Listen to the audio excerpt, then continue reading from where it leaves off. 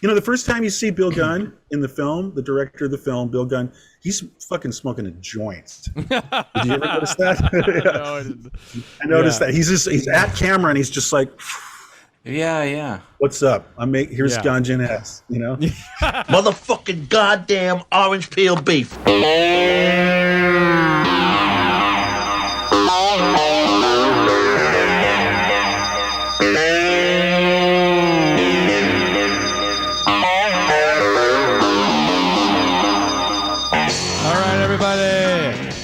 How's it going? I'm Evan Husney. Welcome to One Fucking Hour. Of course, the show where we only have one fucking hour to talk about one fucking movie. Episode 44. We got Tom Fitzgerald in the house. Tom, what's going on? Hi, everybody. Enjoying my October. It feels like fall in my neck of the woods, so I'm happy. That's good. That's right. It's actually One Fucking Tober. If you didn't know. Sorry. We are covering horror movies all month, and this is our third that we've done so far. But everybody, let's say hello to Mr. Marcus Herring, because he's also here. What's going on, Marcus?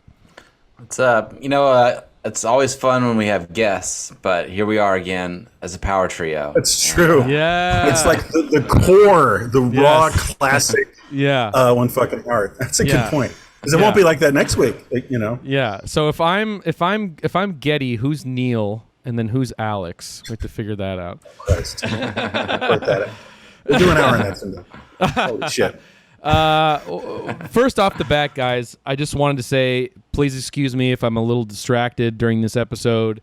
Some heavy news hit today. I don't know if you all saw on the news wire. We should mention it. Pour one out for our homie. Yeah. Mr. Mike Shank passed away from American Movie. That sucks. It really does. That's a heavy and hard one. Obviously, we did One Fucking Hour on American Movie, and that's not just a cheap plug. But you know, a few weeks ago. It was just it was just a few weeks ago, and I think anybody can tune in, watch American Movie, and learn a thing or two about true friendship, you know, from Mike. So, Godspeed, Mike. Hope you're up there jamming with Cliff and Randy and all them and Jimmy. And, right.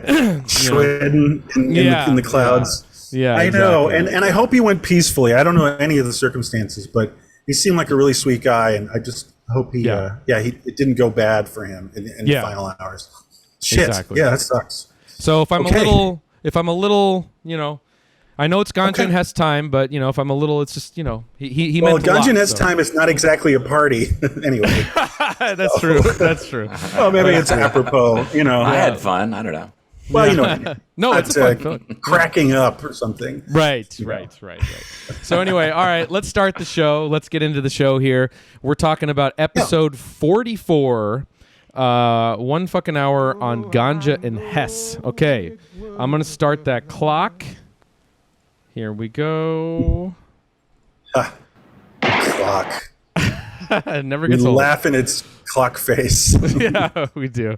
Or it laughs at us, actually. I know. It has the last word. Yeah, it does, definitely. 10 seconds wasted. Wins. 10 seconds wasted talking about go ahead. It's fine. All right. Go ahead. Okay. 2 seconds talking about it, wasting the time. Yeah. All right, here we go. Okay. A little bit of backstory on the film. Here's a little backstory on the film before we get into it here, just for the folks at home. Okay, Ganja and Hess is the 1973 experimental horror film written and directed by playwright, novelist, writer-director, American Renaissance man Bill Gunn. The film follows a wealthy anthropologist played by Night of the Living Dead's Duane Jones, who one night is stabbed by an ancient mystical dagger and acquires the insatiable hunger for human blood. Now that's a log line. This is truly a one-of-a-kind independent film, haunting and singular, not only miles away from any blaxploitation film in the entire genre, it wholly exists on a plane far beyond the other far-out films of the 1970s. All right, now, before we get into this, I just finished watching the film just moments ago before recording this right now, and I know that I'm going to be taken to Ganja and Hess school here in just about the next hour, because this is definitely a Tom. We all are. This is a Tom. Tom flick. It's the breakdown of the circumstance in that I think I've been a long time fan someone was very interested in it. And then I wound up doing the past 48 hours of intense research. I couldn't stop. So I'm overstuffed with this one. Amazing. So we'll try to keep things flowing, and kind of back and forthy. And but this is I'm a here deep with dive. all It's a your very content. Tom. It's a very Tom movie. I thought that I heard about it from you, but that was my memory. And I when I looked it up, I tried to go into the old archives of your Gray Label DVD site to see if I could find out if that's where I heard it from, but I couldn't find it. Maybe I there, mentioned it, like when talking about another film, or Yeah, I don't know, definitely associate it with Ganja and Hess. Not to get ahead of any of this at all, we're planning on, but it's a known entity. And actually, not to spoil it, but Evan, you were going to point out that, like, yes, we're doing Ganja and Hess. Yeah. But well, I was going to say, tonight, we're not just talking about one fucking movie tonight. We're actually talking about two fucking movies tonight, because this movie has quite a bizarre history. And Tom, you're gonna hip us to all that. But before we do that, just for a minute, if you can just sort of explain, I think, your connection to this movie. Like, this is Marcus is 100% right. This is a very Tom film. When I think about a Tom movie, I think about this. I really do. But just tell us about your kind of connection to this movie. Why is it a Tom flick? Right. Well, okay, so I first found out about it in the Psychotropic Encyclopedia. I got as a birthday present when I was a kid. And it had the double possession, one of the alternate titles, like an ad slick in the encyclopedia, and it was very brief, and I was like, Ganja and Hess? And actually, when I was older, me and my friends used to love that title because we were really into David Hess from Last House on the Left, and ganja, like marijuana. Not even that we were smoking pot, but it was just sort of like, what is this film? Like David Hess and pots? Like what? Ganja and Hess? It's a great title, yeah. Yeah, we made ourselves laugh. Yeah. So cut to later when I was smoking pot, and there was a point in my life, I guess early 20s, when this is all VHS hell. I had no help with anything except what was at the mom and pop store. But my mission was, because I was the film guy with all my friends, and I would just bring home and go to friends' houses and bring like the weirdest black films. I could say blaxploitation, but I was in the hunt for any black, made black action, black whatever film from the 70s. And so I was trying to see all of them. I brought this up with MMA recently. Like, I saw something called Speeding Up Time.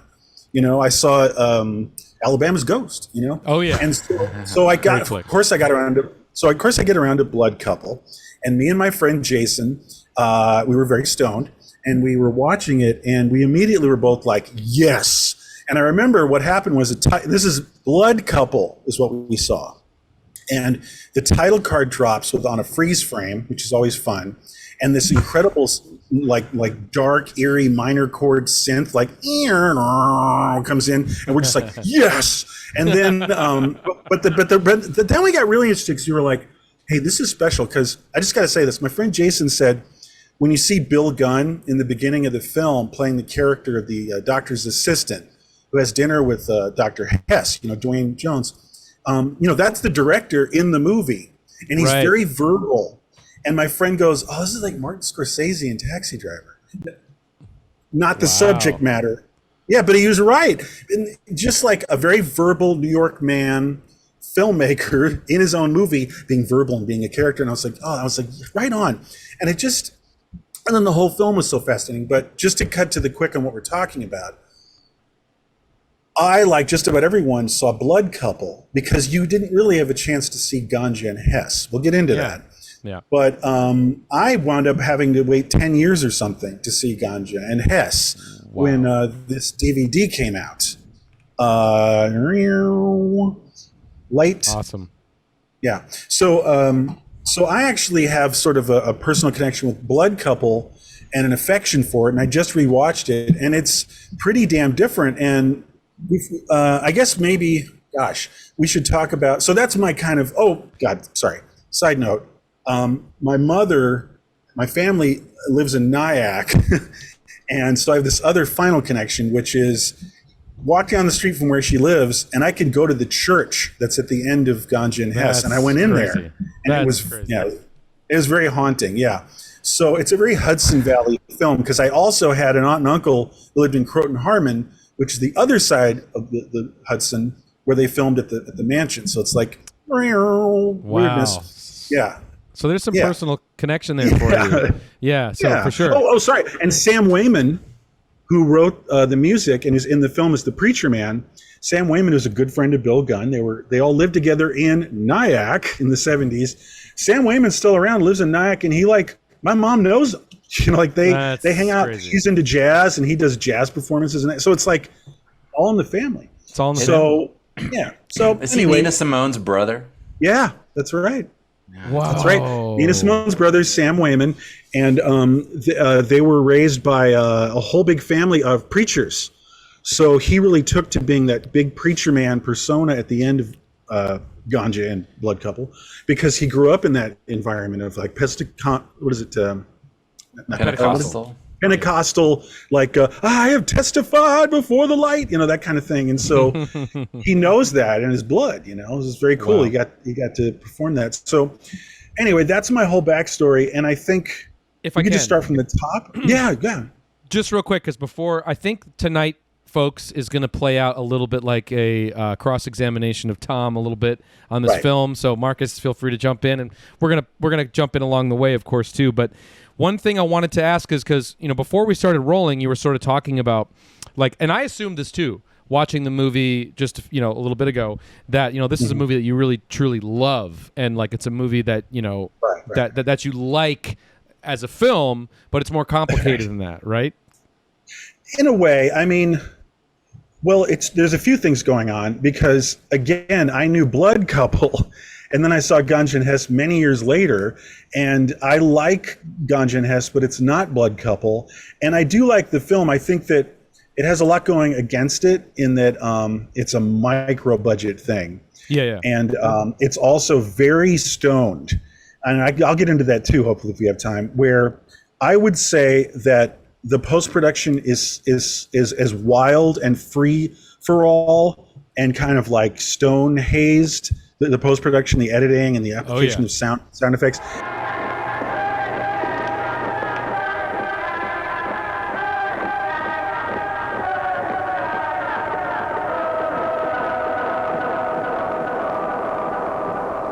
As much as almost like the last movie that Dennis Hopper did, he had you can look that up, extra reading.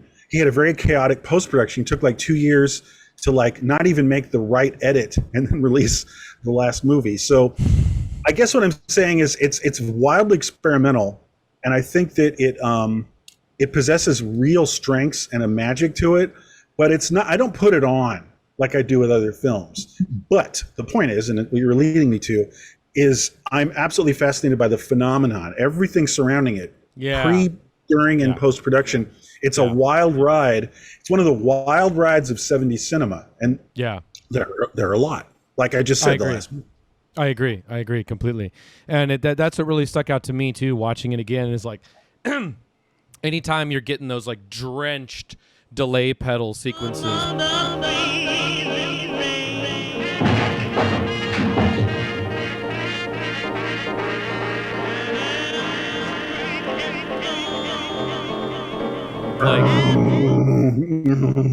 That or taking the that music, that kind of African, whatever that chanting music, kind of world music vibe thing, the Bengali work song or whatever from a Folkways record from the 50s.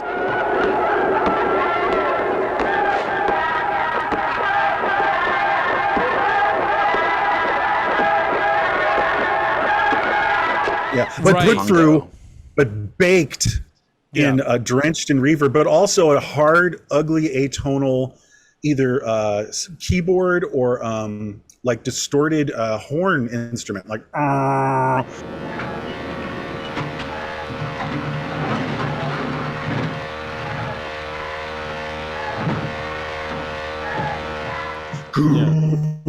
Wow. Slow-mo. Echoplex, Yeah, it's super stoned. The first time you see Bill Gunn in the film, the director of the film, Bill Gunn, he's fucking smoking a joint. Did you ever notice that?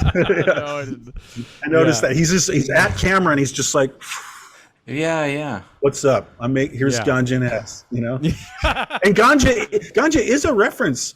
They were saying, oh, it's like Ganja and Hash. Like, it is a shout out to getting weeded out. The title. That's it so is. cool. Yeah. Right. I mean, I know Yeah. it seems obvious, but it's confirmed. They're I didn't know very that. stoned out. Yeah. Anyway, Wow, that's amazing. Yeah. So the because and that sound cue, just while we're on it, because it's so amazing, and when it comes back a lot in the movie as sort of a theme, and it works quite perfectly because Duane Jones is researching this sort of African nation of, I guess they're like the Merinthians. Do I have that right? Merithian. Yeah. They were like a nation of like blood drinkers or something. Mirtha or whatever. Yeah. That's the legend. Yeah. Yeah, and so he's kind of researching that. That's where his area of anthropology is, and that's what we're kind of set up into. And of course, I think a big theme with this movie too is obviously talking about, like, we talked about this. We're going to keep going back to it. 2 weeks ago, we did 1 fucking hour on Martin. I know. Which it's The all going back to parallels are Martin. nuts. I know this month, and They are, and yeah. how that's a modern sort of, well, it is a sort of take on like modernity, and this more so in a racial context, for sure, which is really Absolutely. fascinating. I mean, that's kind of what Absolutely. that's like the main takeaway I have with this movie is like the idea that it is a real commentary on that, kind of hearkening back to the old world in Africa and into now Right. and all those sort of Modernity. parallels, like Absolutely. the modernity of it. Yeah. And also just on the vampire concept, both weirdly, Martin in this film, have practical applications for its quote unquote vampires. Yeah. Martin has a syringe, and Ganja at one point is stealing plasma from a blood bank. That's so, and it's like mid 70s and like rough industrial northeastern areas. Like, what? That was an accident that we chose those two. Yeah, it was, which is kind of crazy. Yeah, 100%. Marcus, there was something you wanted to add? It's so cool. There's it sort of presents like an alternate origin story for vampirism, or like a non-Eurocentric story for vampire. But then it's really interesting how they thread in like European and Western. It's all kind of mushed together. Like the main character is like lives in this mansion. It's got all this European art. They're walking around this European art museum, or the Brooklyn Museum. There's all this European art on the walls and stuff, and it's really interesting that like it's not like a one-to-one commentary or anything. It's more sophisticated, sort of like merging of all those things. And I don't know. It's just really. There's part of it that really is just brain food in a way, because a lot of the elements from the film stay with you. And, it's not like a perfect film by any means, but I think how could you not love a movie like this? I think that takes so many chances, that that really experiments with the theme that Bill Gunn's like whole approach to someone's gonna hire me to make a vampire movie. I'm gonna make the movie I want to make anyway. And Yeah, absolutely. there's just so many things that are just really. We're gonna get to that. Yeah, sure. No, I'm not gonna spoil anything, but I just really found this really inspiring. Just to make a film that's so different. I'm not saying I would want to make a vampire film or like an art film, but I was just really inspired by this. Just like that someone set out to make a film. I know it was like the early 70s, so everyone was feeling very more experimental, but it's like, I wish people felt more permission to like experiment like that. I mean, I guess, maybe the box office is the real problem for that, but I think that I wish people could make more experimental films, and that's one of my main takeaways from this. I just felt like really inspired. It's a great totemic object, even within the 70s, that had so many totemic objects that included the spirit of independent film. This one is like, wow, like off the charts. You know what I mean? I'll get. Evan, just one more thing, and then let's get into the backstory, if that's where you wanted to go. I was just going to say real quick, just for me, and what Marcus was saying, is it's like, the plot you could write in a sentence or two. It's very straightforward in terms of, you have Duane Jones, you have this character, he's this... he's like an anthropologist. Right. Yeah, he's an anthropologist, but he also, and he's researching this culture like we were mentioning. He has this assistant played by Bill Gunn, who has basically in the middle of the night attacks him.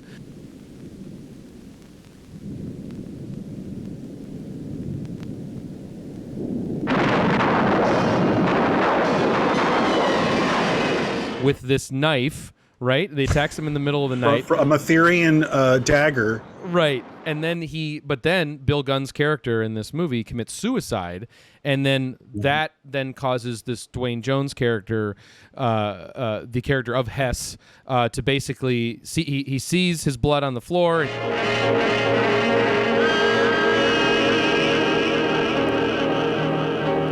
He gets down and he starts drinking his blood because he now has the compulsion of this ancient vampirism that's now he's cursed with, or however that works. And then basically we're just introduced to this female character who was Bill Gunn's Ganja. wife. Yeah, right, Ganja in the film, and she comes in looking for the Bill Gunn character, and then eventually finds him dead. But then they fall into this romance, and then that's pretty much the through line of this film. But and they become dysfunctional blood junkies, basically. That's right. Yes, because the film is about addiction, and that is what Bill Gunn wanted to do, and not addiction like very obvious, rigorous. Like it's not the blood is a metaphor for heroin, or that heroin's a metaphor for blood. It's addiction that anyone can get stuck with: sex, personal wealth, fame. Yeah. Anything that you get hung up on is you put that in there. Yeah, and then it takes that loose, just narrative thread, but then the whole movie is like this free jazz sort of like, Totally. just jamming on that theme, and really letting these characters kind of their relationship, Ganja and Hess, their sort of relationship be very free form, and just having the audience in this very non-linear, just really cool portraits of them in life, and kind of musing on certain things, and it's just very loose ended, and then it comes together in these really like passages. Set pieces.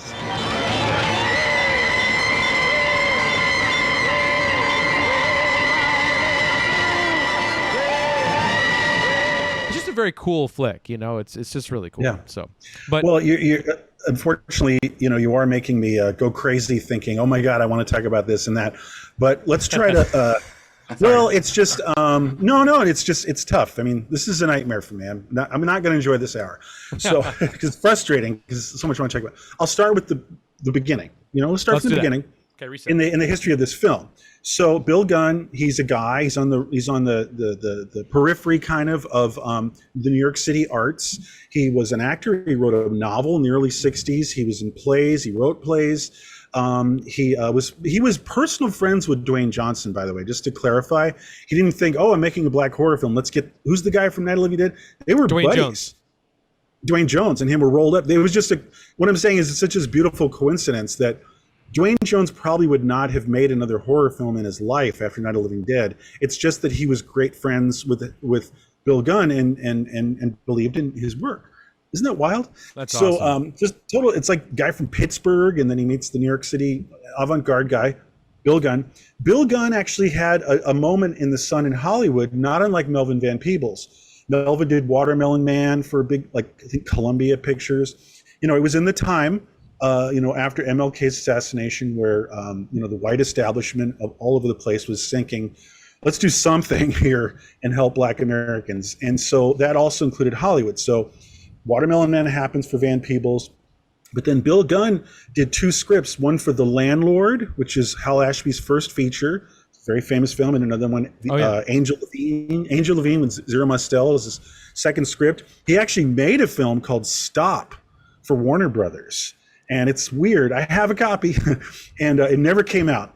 They shelved it at Warner Brothers. So he did do Hollywood for a minute, and that got. Isn't that Stop's kind of bold too, or something? Right? Doesn't it have some like? Yeah, sure. It's a Bill Gunn movie, but it has like some maybe like homosexual themes to it or something, which that's part of the script. Yeah. But so no, it's definitely a different film. I think it was rated X, for instance. Oh wow. So they just, but yeah, not XX, but a 1970X. Anyway, so he was known, and there was a personal friend of his, this producer, who believed in him and said, let's figure this out. So there was this company called Kelly Jordan, these two businessmen, and they did something interesting. They tried. They said, let's make like 5 Black independent films. One was based on a script by Maya Angelou. Okay, that's the level they were at. This was not Blackula to people. Like they were working on a script, by Maya Angelou called Georgia, Georgia, and they were going to make a James Baldwin adaptation that he did the script for. And one of these was Ganja and Hess, but they only really made a few films, including Ganja and Hess. And everything went to hell, and the company didn't do all 5. And of course, Ganja and Hess went to hell. And so this film somehow got made tiny budget, really small. I think they were all the same budget, the 5 films. And so this is pivotal, actually. What I'm about to say is Bill Gunn submitted a script to these producers, and it was more linear, involving vampirism, blood sucking, horror scenes of blood coming out of the body and all this stuff. A more linear script, definitely a more linear script. Like, and it's the kind of thing that a lot of people would do. Like, I think they did that for performance. Which, by the way, Donald Campbell in this film reminded me performance reminds me. Totally. Yeah, no time for the parallels, but because I think they submitted a performance script and they went, okay, that's fun, and gave it to Warner Brothers and threw it out, and they made this insane bullshit like on set, and that same happened with Ganja and Hess. Wow, huge parallels. There is a real point to this because they had a script thrown out. Because the innovations that Bill Gunn had when he shot this were many-fold. It wasn't an all-black cast, but it was mostly black cast. So he was giving a cast and crew, excuse me. So he was giving a chance to a director of photography who had just done a few industrial films, and so on, that kind of thing. And the editor, who's a white guy, who did an artful film about embroidery or something that Bill Gunn happened to see. Not a pro, not a hack. So the thing is, though, and this is another key that I learned, is Bill Gunn, the way he behaved was he delegated everyone in their role to be as creative and to flourish and flower to their fullest potential. He hires you, he trusts you, be that editor and bring you to the editing. Be that actor, be Marlena Clark, be Duane Jones. Who are you? You do your own monologues. What do you want to say in this scene? Wow. The music, what are you hearing in this scene? And the photography, how do you want to shoot this scene? And the one thing he did, this is very pivotal too, it's all pivotal, sorry, is he had a lookbook. He had basically an early version of a lookbook that he gave the director of photography. So he said, all I want is see this photo of the shadow hitting like a statue. Here, look at this flower, the way it's wilting. And he would that's how he would explain the look of the film. Amazing. Visually. And can't you see that in how it's shot? Yeah, I can see that. I like the idea of so it's very collaborative. Very collaborative. Yeah, no, it's awesome. I just really like the idea of it's not just here, bring me your ideas, to make this movie. It's more just I'm going to expand your palette, by kind of letting you free. I'm going to free you of your inhibitions and what you may be thinking going into this project and what I want and what you don't want. And so I think that's really cool. And you can see that because the movie itself has this freedom, and that really comes through where from scene to scene, it really just feels like it's just it has its own path that's going on, its own path that's going from scene to scene. So it's just really non-traditional, cool. non-Western kind of flow. Yeah, it's almost kind of trite to say, but that's kind of like jazz, right? Where people are improvising and bringing their own personalities to it. There's a drum beat and like a bass line in the background, and people are kind of experimenting over the top. So totally, absolutely. But I will say, so I'll maybe try to talk about this in the specifics, and then we'll move on. But just the editor, this was so revealing to me. Is the editor? I'll just explain to you exactly what the editor said. This is how the editing of this film worked. Of Ganja and Hess, by the way, it's another key point. Is he like I said, he saw the editor's work and he said, "I like you, you get it." And he just met it with the editor once. Bill Gunn met with him once and went, "Simpatico, you get me." And he went, "All right, edit the movie. I'll see you later." And he just split. And so this guy just said, "I want to have what you're seeing." Those edits are the editor's work. He's saying, I want to have a cutaway. I want a split screen. I want to have a dissolve. I want to have slow-mo here. I want to cut this way. I want the music to cut out here. This guy, I forgot his name, of course. Another weirdly Eastern European guy. He's not famous. Oh, you'll like this. Sorry, Evan, this is for you, bro. Okay. He, of course, otherwise edited the Joel M. Reed films. So this same editor who did all this wild Ganja and Hess work, the next thing he did was like blood-sucking freaks. Yes. Isn't that nuts?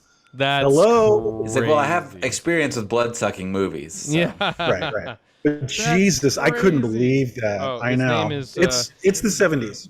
His name is Victor Kanefsky.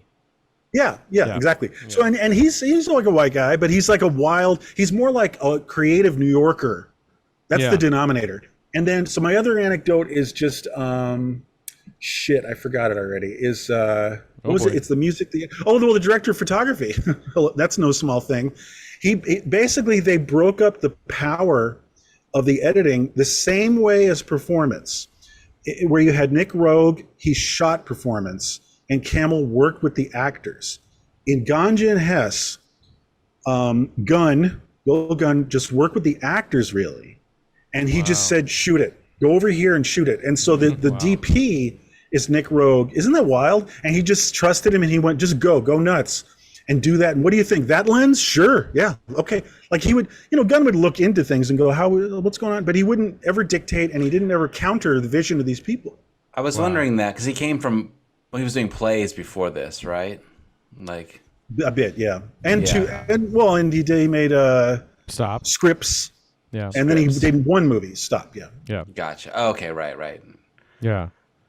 Some of it was framed like a play, where it's like a wide shot, and it just plays out for like a long time, monologues, like a play. Yeah, right. It's mostly monologues. Yeah, we'll see. That's Bill Gunn, and then more of the flourishes of the cinematography is this crazy unknown guy who didn't really do much else, So that fascinated me.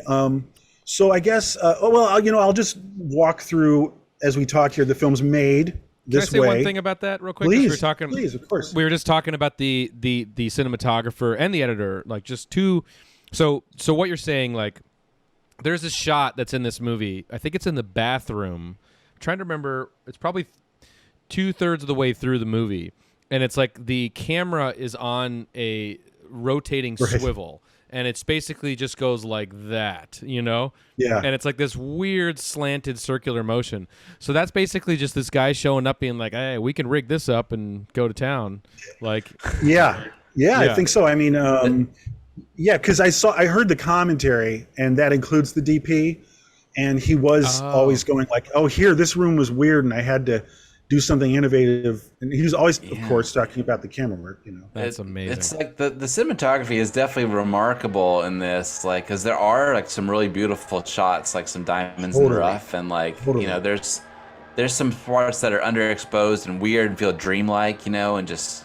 I mean, it feels like a weird, like you woke up in the middle of the night and saw something on TV, and went back to bed. In the morning, you're thinking about it, you're like, what was that? Marcus, that's how I felt. Yeah. I have a thing for you. God damn it! We only have an hour. You know what? I'm gonna quantum leap teleport to my conversation coming up. I was gonna say, Marcus, that people saw Blood Couple. Oh Christ! People saw the edited, changed version of Ganja and Hess, and okay, Ganja and Hess came out. I'll jump around. Ganja and Hess came out. It did badly. It played literally 1 week, only one theater, only one place, New York City, and never played America anywhere else. It played Cannes, and it was well received, but it didn't do that much. The French did like it okay, but it played New York for 1 week only in April 1973, disappeared. It got yanked. There was a new distributor. They called it Blood Couple. We'll get into all that in a second. They called it Blood Couple. Then when The Exorcist came out, it was called Double Possession. But my point is, that nobody saw Ganja and Hess, but everybody in Grindhouse world saw Blood Couple. So my little note here that I wrote to myself was, can you imagine? Because the thing is, Blood Couple is just as weird as Ganja and Hess. And my theory is it's weirder because it does adhere a little bit more to convention, because it was edited in a way that was a little more linear. So it's weirder almost because you're like, because the thing is, Blood Couple would play on double bills with like Kung Fu movies at drive-ins. Think about that for a second. So I was thinking, you're stoned out of your mind, you're half asleep, you just watched like a Bruce Lee movie, and then you're like waking up, or did you go to sleep and are waking up, and like, what is this, Blood Couple? And it's like, wait, they got the reels reversed. Yeah. like in the projection booth, like, oh, they played the first reel last.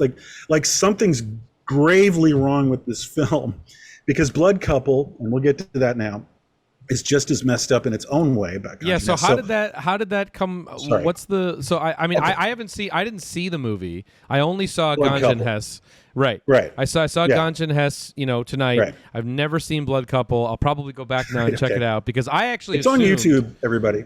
Oh, great. Because I actually assumed when you first were telling us about this leading up to this week, I assumed that Blood Couple was going to be more of like, oh, we're going to recut this for more of a conventional repackaging, but it's not that at all, right? Yeah. No, I mean, it's not possible quite to do a straight Ganja and Hess, because Sure. the raw material that you have is so strange and irregularly shaped for a regular Hollywood narrative kind of thing, or even B movie, not narrative. But again, gentlemen, I have to point out that there's this strange, inspired, creative person. Unlike most hack jobs, where they go, oh, we've got like a West German movie, and okay, give it to this guy. They're called like doctors, Right, and they would right. just like go like, all right, cut the beginning. That's boring, and like, what's that? And like, show more nudity and have the guy getting murdered in the beginning, not at the end. Just hack job for the pure drive-in aesthetic, where they were thinking blindly, like, will this sell tickets? Will this appeal to the most purient interests? But not for Ganja and Hess, because when the new distributor got their hands on this film, they changed it to Blood Couple. It went to a film doctor who was inspired, and strangely, another Eastern European man who had a totally creative take on it. And he looked at this and said, this is interesting. I think that the guy lost himself in this edit that he made of this film, and he got a little too cute for himself and made too much of an obtuse, abstract film. There's a real film here. There's kind of a horror film here. There's kind of a story here, and it's actually all pretty interesting, and it's shot really well, and it's an interesting movie. So this guy, I know, he spent like 3 months he spent like 8-9 weeks on this, and he worked really hard, but he also had all the elements, guys. So he was taking different takes. He didn't just have the answer print and just cool. like, That's cool. So you had the whole So you film. see stuff that you don't see in Ganja and Hess. Absolutely. Different takes, stuff that's not... Okay, I'll break it down to you this way, guys. It's a half an hour shorter. Blood Couple is half hour in time less than Ganja and Hess. Hold on. that. But it has 15 minutes more that's not in Ganja and Hess. Oh, That's cool. wow. I want every movie to be like that. I want a version of Star Wars that's like that. I know. Oh, Well, that's the thing. amazing. It's like it's a fascinating exercise in the art of editing, because two different guys took the same footage and had their own interpretation of it. So it's like it is this strange accidental. It sounds exercise. like a challenge film project or Yeah, something, like some right, hipster film project. where Right, it's like, exactly. And so, so the consequence is, because remember I said in the beginning that I know Blood Couple much more, and I first saw that, and like I kind of have a real affection for it. I really love it, and it's not bad. And the thing is, it's much more of a horror film. Like specifically, like in the scenes, like it doesn't have the long church scene. I thought that would be the first thing they would cut. It shortens the church scene, and also, gentlemen, spoiler alert: Blood Couple has a shortened church scene, but at the end, when he's really testifying with Sam Waymans, when Hess is there and really going through like a religious experience, it cuts to the murders in solarized psychedelic inverse color.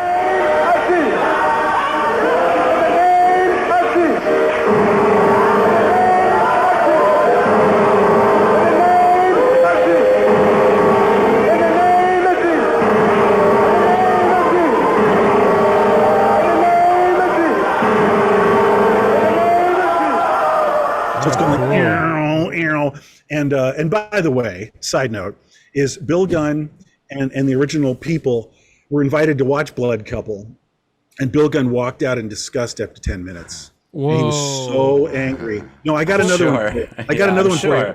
No, I got another one for you. The editor of Blood Couple was present, and the editor of Ganja and Hess, okay, they were in the same building, and they knew each other because they were both kind of like, like industry workman-like editors, and they went like, oh hey, they're in the elevator, and they were like, oh hey, and then Ganja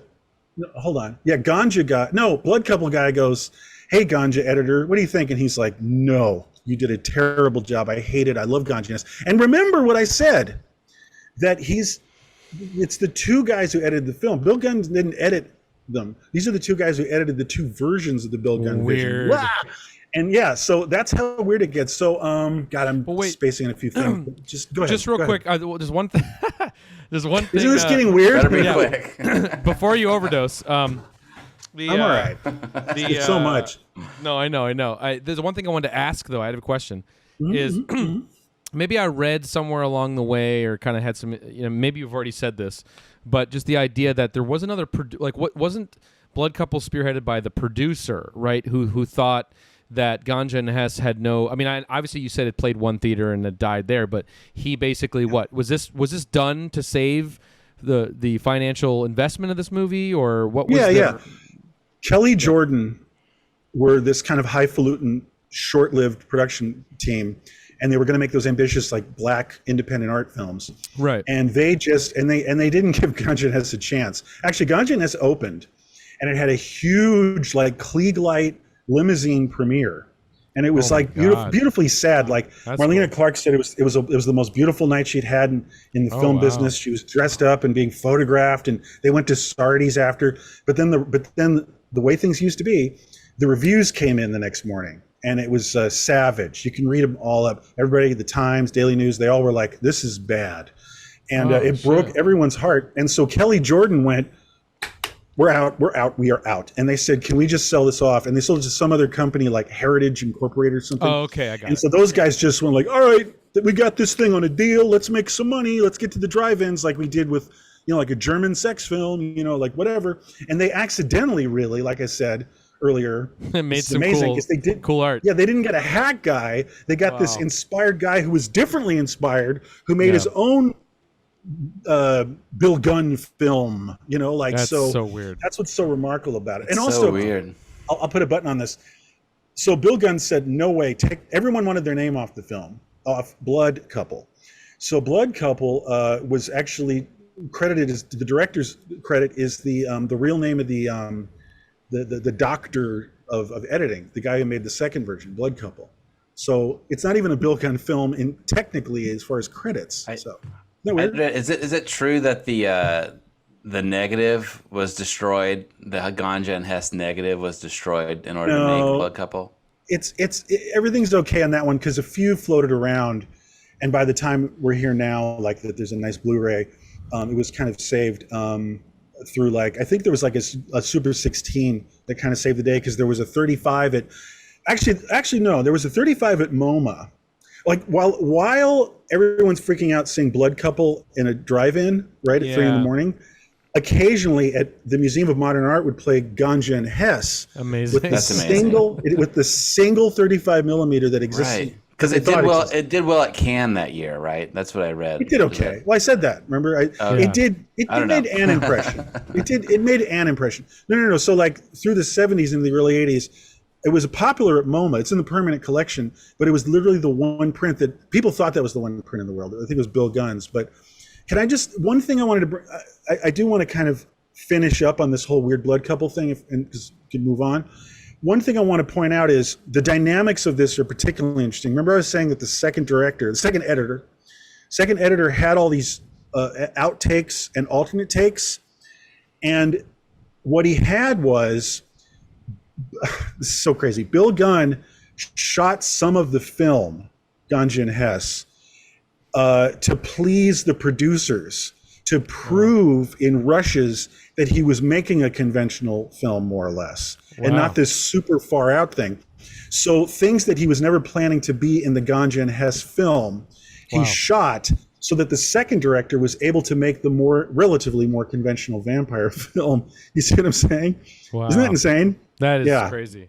Wow, that's great. And so, and to think that he didn't intend for these to be used, and then they had probably something they desperately needed to make the movie they were trying to make, with the second film.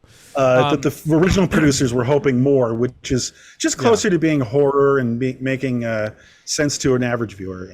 It's kind of funny because there's a unrelated. There's a story about Cassavetes and the film Husbands, where he would like intentionally edit an entirely separate version of the movie just to like pretend to show that nobody would see but the executives, so they can say, yeah, okay, he's really doing a conventional film here, and then of course, meanwhile, separate editing bay going on, making this really crazy, obtuse, long 2.5 hour film, which is so. I guess it's a kind of a trick, So we got 20 minutes. I mean, we could talk about the film itself, which we haven't done too much. Yeah. But maybe to stimulate the conversation, I wanted to bring up. Let's stay on Ganja and Hess for a moment. Sure. But I wanted to bring up the ending really struck me with Ganja, and I wanted to see what you guys were thinking. This succession of images for the end of the film. He's out of the church. Side note: Duane Jones had a religious experience, and the thing about those scenes, that is verite stuff. It suddenly becomes a documentary. The film's kind of fantastical. Yeah, I did want to point that out. It's got that OFH requirement that it has a documentary element. Right, exactly. Another one. That is just, a 2-camera setup of documenting what was happening in that room. And the guy who made the music, who's not a preacher, is the preacher in the film, portraying one. But Duane Jones, I just wanted to point this out so we can move, maybe we can talk through the end of the film is what I'm trying to do. He had a religious experience, and he was deeply affected. And to the point where after you see him walk slowly, kind of like he's speaking in tongues. And he's kind of twitching, and he's kind of vibrating. No one could talk to him, and he just sort of wandered off. He walked out of the church. It's on film, him walking out of the church from the balcony, which I was in. But in the balcony, and he just wandered off into the street because he was having such an intense, emotional, religious experience. Was he a Pentecostal too? Do you know? I mean, he must. Duane Jones, no idea. He's a mysterious guy. Duane. Yeah, and he died. No idea, but he really. I know. No, you know what sucks? Side note, Bill Gunn and Duane Jones died in the late 80s, and they never got to see Ganja and Hess get its due, truly, and have a big, understanding through the DVD release. We should also say, too, that, I know from being in here in New York, it feels like Ganja and Hess plays, once or twice a year. Still you can go get it at the Metrograph. They're going to play it there. They're going to play it, at the Film Society Lincoln Center. You're gonna, and you got the Blu-ray, the awesome Kino release and everything.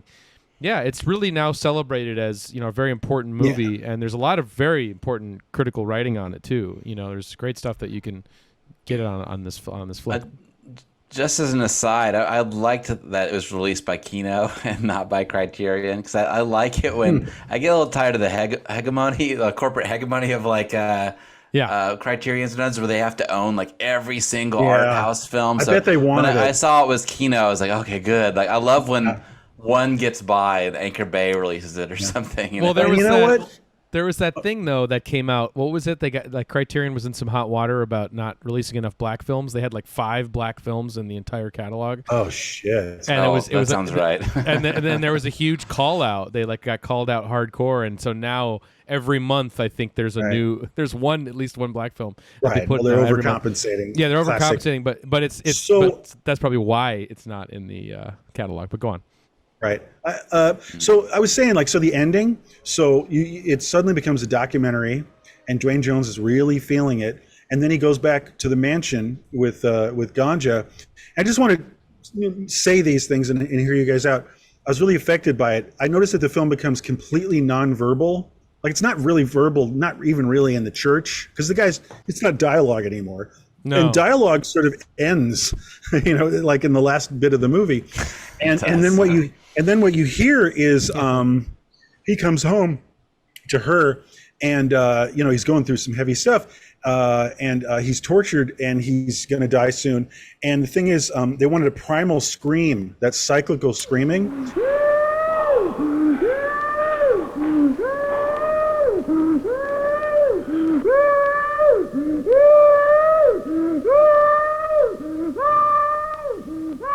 And Sam Wayman's, this is another thing where the person is trusted to innovate.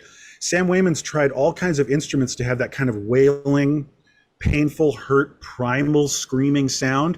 And he said, you know what, nothing's going to substitute. I'm just going to scream into the mic. So there's that screaming in the mic. The house is empty. I don't know if you noticed that, but all the bejeweled kind of like busyness of all the artifacts and everything. The house looks like it's closed out. It's just shadows. Archie, the incredible butler's gone. Yeah. And then you see that shot of the blowing leaves, which reminded me of the end of The Godfather 2. You know, in The Godfather 2, when the suicide happens in the bathtub, and in this movie, the blowing leaves crossing the like sort of shadowy late afternoon of the house. And then of course it cuts. I'm just going right through it, and then I want to hear from you guys. It cuts to like what does Ganja see when Hess seems to be gone, which is the now dead dinner guest they had, who she had sex with and stabbed, is running naked. He's an enormous phallus, which I don't think is just incidental, and he runs slow motion coming from out of the water of the pool. Yeah, and you just see it. It's like 2 frames. He jumps over the corpse of the butler.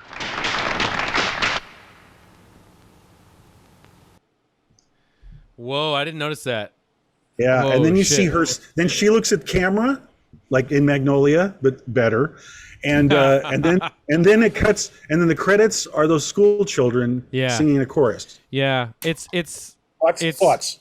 Well, I don't have many thematic thoughts on it. I just feel like it's really, I mean, again, as we talked about, that there's so many powerful little moments in this movie that just kind of like pop.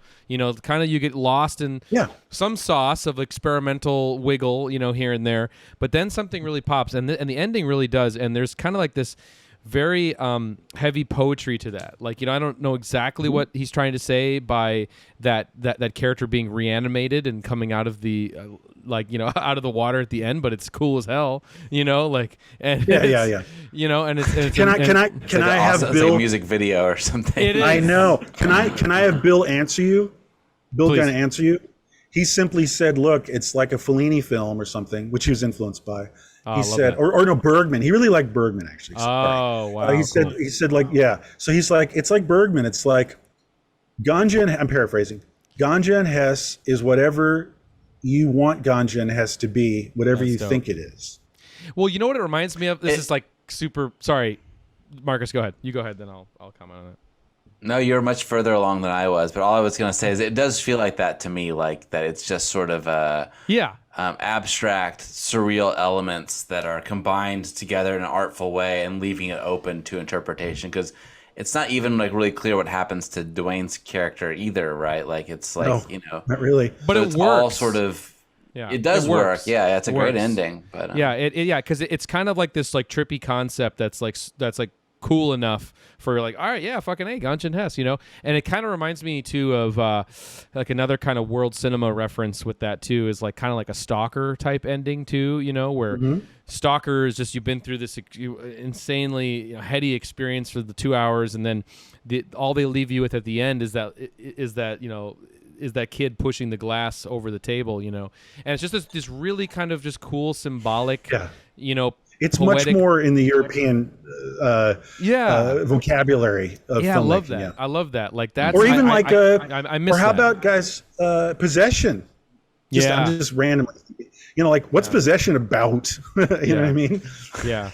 Yeah, we should right? do What's that the last scene like? What? Yeah, it's very, and performance. Well, I love that when it's like allegory gets so cheap sometimes, and people really drift away from that, especially in this modern era where everything has to be like a Christ story, like everything. Yeah. And so it's like, and everything has to be symbolic and spelled out for the audience. And, it doesn't always work when people like don't have intention and leave it up to the audience to decide what happened. That doesn't always work. It doesn't.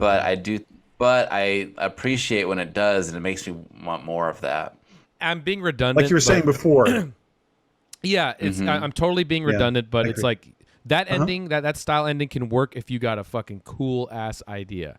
If it's just like and then at the end, that guy you forgot about from an hour ago is gonna come out of the fucking water and start running at the camera. No, I know. Well, you know what, guys? It stays with you. Yeah, that it's a powerful image that stays with you. That's probably how it made it in the film. They shot it, and they're like, "Hey, this is great. We have to use it." Well, you know what? That might have been the fucking editor. Right. Remember I was saying before, like the editor went, Bill, I want to end with that guy running out of the pool. It's like, oh, that's cool. Yeah. But can I just say another thing? We just did a movie where it has a very enigmatic ending that is a punch in the gut, and there's no quick explanation. Yeah. Strosick, what the hell is that? Yeah, right. Yeah, it is. It's similar. Like, it is. Yeah. Although, it always feels like Herzog's got more of a clear idea, but he does seem to like not want to spoil it. He said he didn't even know. But remember, he said though? It's symbolic of something. I'm not sure what it is, but I love that he doesn't. Yeah, he always says that he doesn't like to go into allegory too. That it's cheap and that it feels. I think he does talk about that. Let me get a little meta in terms of just talking about the various movies that we like to talk about. With Strozek that we did a few weeks back, it's sort of like Herzog's the type of filmmaker like a Bill Gunn, where Herzog has the doc eye. He's got the documentary eye. So he shows up to a location, he sees that, and he's capturing it like he would if he was a documentarian, or capturing that like kind of live and having that freedom of just like, I'm inspired by something that's right here. I didn't show up with a storyboard of it. I didn't have it in my script. I'm feeling the location. I'm feeling the moment. I feel like this today. It's raining, so we're going to incorporate the rain. It's whatever. Love it. And it's like it's really going with that flow. And I feel like Bill Gunn is the same sort of way, and it's remarkable. What happened in the church? Yeah. Oh, that, and it's very remarkable. At least that he found a crew that seemingly was also operated in the same way. It's like what you were saying, which is that's what's cool about that, because you don't luck out, finding people who are on your same wavelength like that. Well, he spent time. He did put through. I guess he had a good eye for a certain kind of talent, or at least I think he would have these intense conversations. And it was all he needed to go, we're on the same wavelength. That's what the editor was saying. It's like, we just rapped really hard for a while. And it went, wow. And then it's like, I get it. You get it. We get it. Go. Yeah. And to be honest, sorry, go, Marcus. You want to say something. I just thought, the idea of documenting too. I was thinking the production, it's not production design, but just the location of the house too. It's like, one of the joys of this movie is just watching how well they filmed the house and seeing all the details there. And I'm seeing Tom. I'm going to toss it to you because I know you want to. No, it's fine. It's just to speak to what you're saying. We're running out of time. I think one thing, if I might make a statement, you guys go.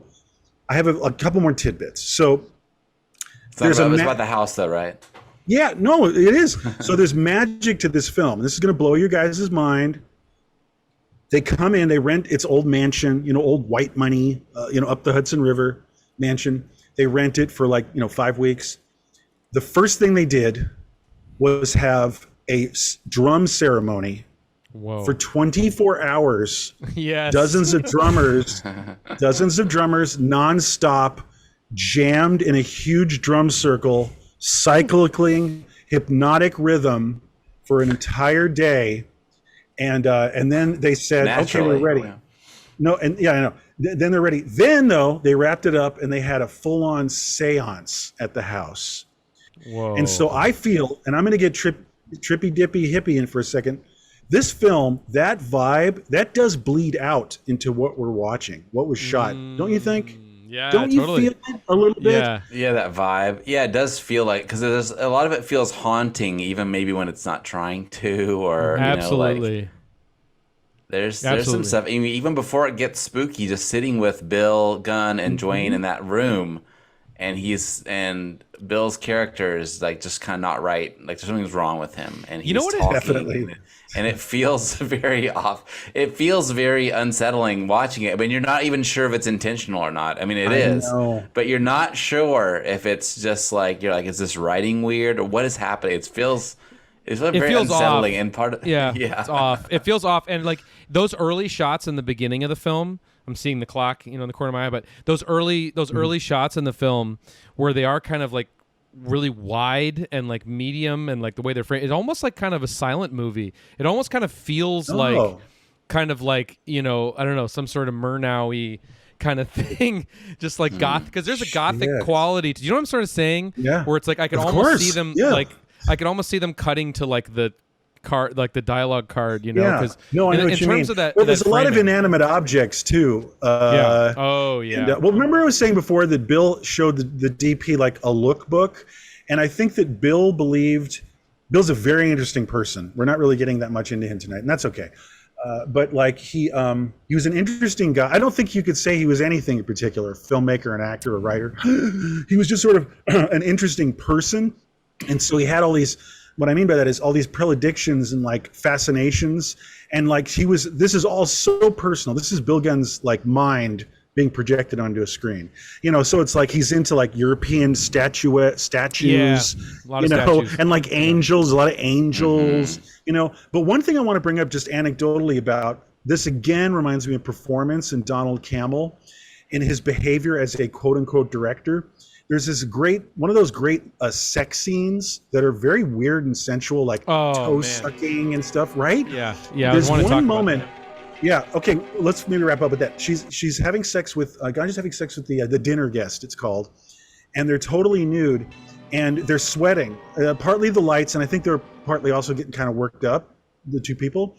So Bill is just there, and they're shooting, and Bill just starts throwing glitter on their sweaty. Yeah, you can see the glitter. Yeah. Isn't that weird? He's just so like, cool. Like, it looks great. It looks great on film, though. I mean, you can totally tell it's no, glitter. But that's my point. It's like yeah. He's like, this is just. It's like seasoning, like a chef. Like, okay, sweaty, beautiful, ebony bodies, filmed really weird and shadowy and close up and abstracted. Glitter. Is that the sex scene where is that the sex scene where things get really quiet?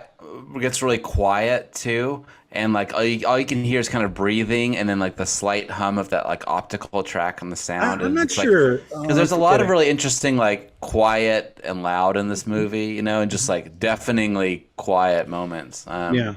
Well, this is right before she kills him, and they're both bathed in blood. Well, I was going to say and that's glistening too, which is incredible imagery.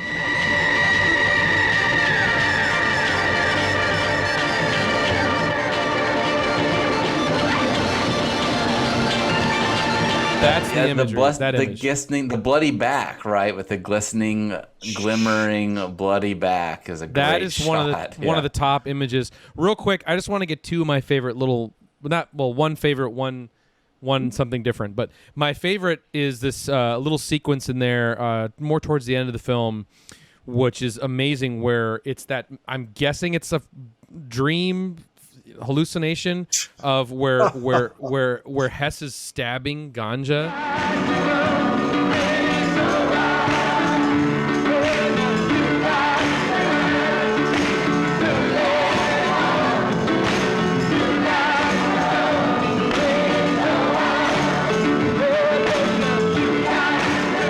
Like this, and they're outside, and it's like the sun's behind his head. And it's the second wedding.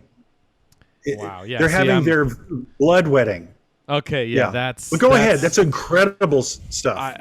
The music, the music, her half close up of her face, guys. Yeah, and the cutting, and the editing. It's kind of one of those moments where it all comes together. And like this movie has those, like where things just go. It's an ultimate Ganja and Hess. I got one more tidbit of the magic. I'm just having the through line of like, there's magic, weird dust around this film.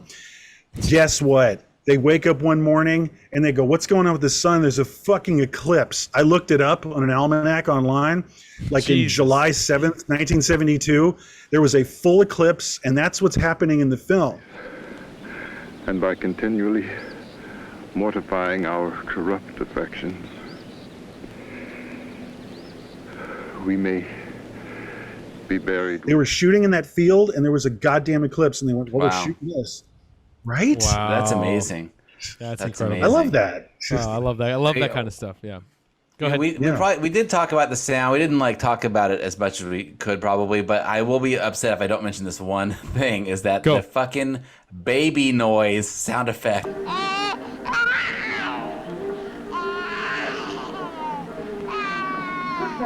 I heard it. I called it. The famous baby noise sound effect. I love the baby noise. I was like, oh, Marcus is going to talk about the baby noise. Yeah, it's there. Baby noise it up, man. Baby noise it up. But for me, like literally was repulsed, like actually a little ill feeling during that moment in the beginning of the movie where he's in the bathtub and he's brushing his teeth with the bath water. That really that's famous. Well, okay, freaks me out. That's famous. It was cut out of Blood Couple. Okay, good. B, in the commentary, they all said, you know what? All the blood and the horror, The only scene that had the audience shriek when Ganja and Hess premiered was that toothbrush in the bathtub scene. And that's your director, ladies and gentlemen. That's your director, Bill Gunn. Yeah, He's a wild man. I rationalize it because I guess, like, well, if you're going to clear yourself afterwards, I guess you can. He is you offing can wash your himself. mouth out with the bathwater. Yeah. But still, that is some And there's, gnarls like, Barkley there. Something floating in the Particularly bathwater dirty too. bathwater too. Yeah, it's like I something know. floating. But in listen, it. Bill Gunn dances to his own drummer. I love the guy. Shout out to him. Do further reading, folks, if you're interested. He wrote some books. Like I said, he wrote a bio in 1981. I highly recommend reading it. Great film. I didn't have enough time. Thanks for tolerating me, guys. Yes. Tom was allowed. This was a spray bottle free zone for Tom, so he gets one per year. All right. Thanks for the deep dish. Yeah, it was good. I hope you guys found it interesting. Oh, I did. Yeah. I learned. Because I knew that I wanted to, kind of just see the movie, have that hit me, but I knew you were gonna, bring me to school on this, and so I was all ready for that. So and it was amazing. I mean, it's amazing. We're kind of doing a little post mortem here, but it's super amazing because sometimes the movies, it's fun to talk about the films, but sometimes the story behind the movie is a little bit more interesting than the movie than the movie. So I think this is a little bit of a case for that. It's wild. Yeah. It's wild. It's pretty wild. Yeah. And I recommend, like I said, if you guys want to check it out, Blood Couple, anybody wants to see it, it looks really shitty, but it's on YouTube. But again, like I was saying before, it always looks shitty. No one's going to touch it. No one's going to restore it. It's never going to be on Blu-ray. It was never on the Blu-ray. It's not on the Blu-ray. They didn't. Unless I'm mistaken. No, it's totally. I'm going to quote somebody. It was orphaned. Blood Couple's orphaned. Right. Wow. Did Michael Weldon mention Ganja and Hess in Psychotronic? Did he? That's what I said. No, I know you mentioned Blood Couple. I thought you said, but he did mention Ganja and Hess. Yeah, just as a basic retitling, and his blurbs are so short in that encyclopedia. That's why I wasn't sure if He does. Well, this ad slick is for double possession. Yeah. It's kind of a confused posting, I guess. Yeah. Entry. Well, and in terms of further reading, Tom, can we link people to that video Watchdog? Highly recommended. It's a 1991. How do you want to do it? I have a PDF. If I give it to you, could we? Maybe it's online. Yeah. I don't know. Yeah, we can. We'll sort it out. But I highly recommend it as formally great further reading. And big shout out to Video Watchdog for doing such a great thing in 1991 in the dark ages of film nerdery. You know what I mean? That's as far as tracking things down and stuff. Fanzine shit almost, yeah. Yeah, they were speaking hopefully about anybody ever seeing Ganja and Hess in 1991. It was just so fanciful to even consider where we are now, which is, it's very cool. Whatever. Yeah. It's a great article. Okay, so we'll have that in the description somehow. We will link it. It'll be in the description of the video. So definitely further reading there. All right, guys, let's wrap it up and talk about next week. I'm very excited because we're going to go from one here at One Fucking Hour. Yeah. The direction we go in is forward. Yeah.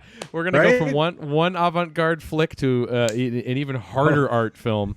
I would agree. I just watched the first 5 minutes again, and I was just like, now I remember this film. Yes. Oh, yeah. There are SOV disaster psychopath movies, and then there's Things. Yeah, Things is also a little bit of a documentary too. So I think it's gonna it has some doc quality for sure. You know what? You're taking us to Things school next week, brother. well, Joey is too, right? Yeah, we're gonna have two Thingites will be on the old pod. I might not say anything. I might just nod for the whole. I have nothing to say. Marcus, no, I don't know anything about this film at all. I might not watch it actually, and just you gotta watch it. No. Well, that's what we're doing next week, everybody. We've been hyping it all month here. Just want to give you a little. I know. We just noticed that, or I just noticed. I don't know when it came out, but Riff Tracks did a Things recently, or at some point.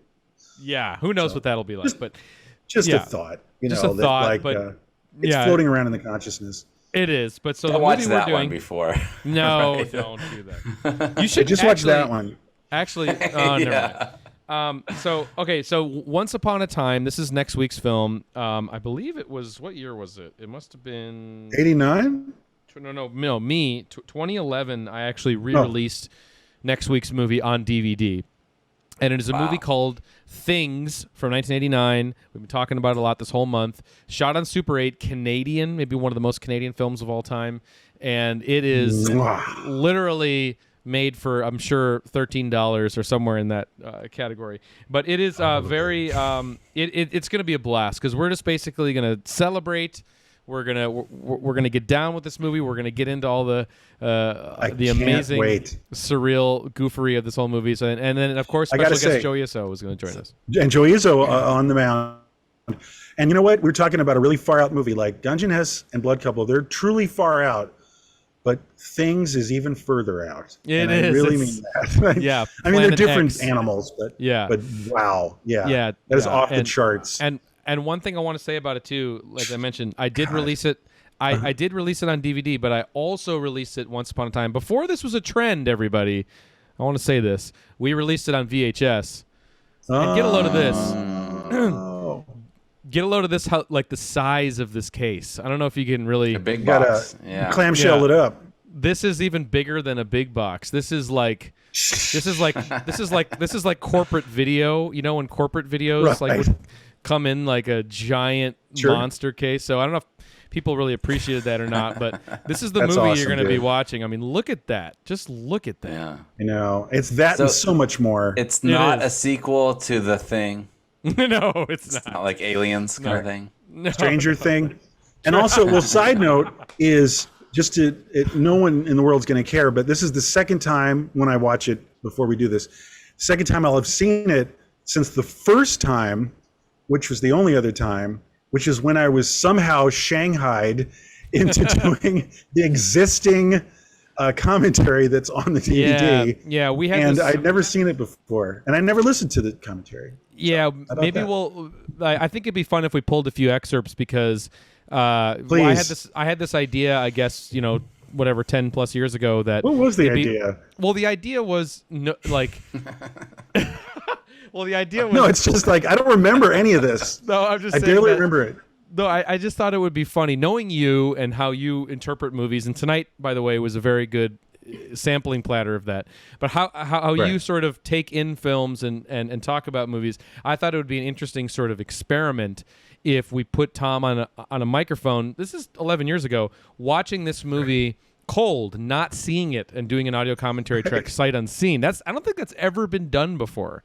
It's a bit of a stunt commentary. It is, but it was so funny, and your it was fun. I had a great time. You had no idea what you were about to see, and then each of these scenes are unfolding, and so you're hearing it's like a reaction video. It's your proto reaction video to things. You invented reaction. I did, yeah. Phenomenon. I invented a lot of things with things, and it's great. And you guys, the music, everything. Oh, the music.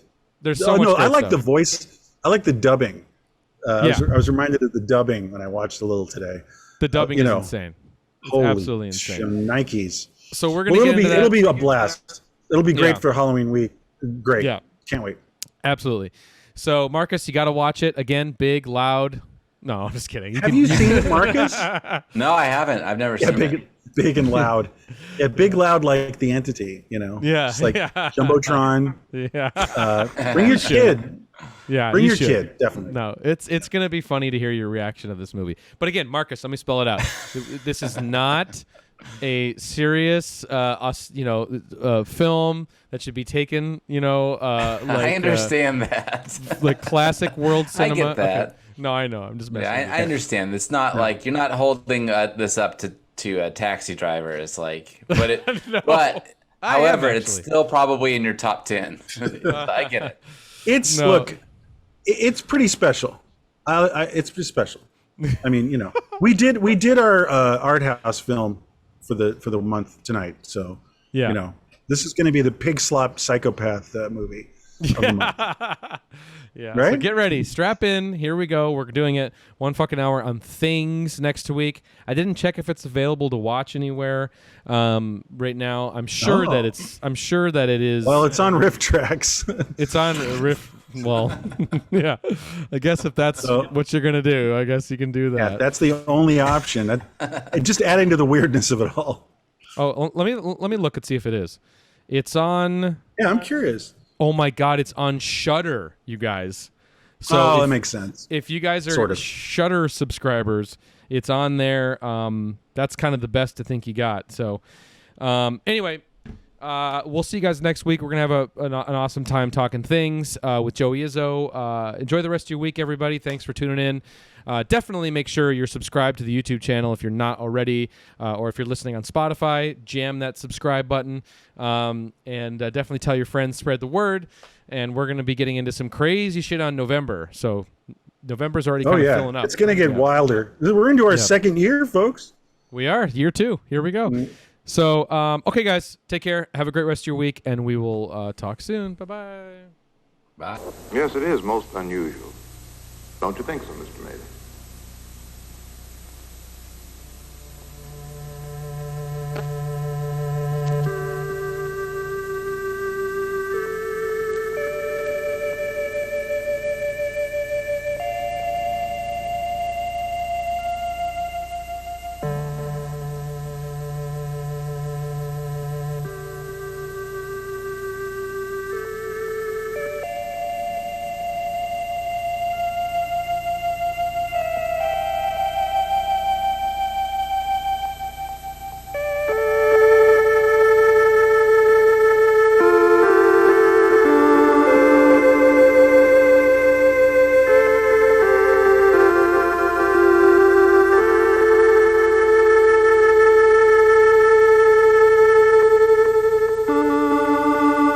Motherfucking goddamn orange peel beef.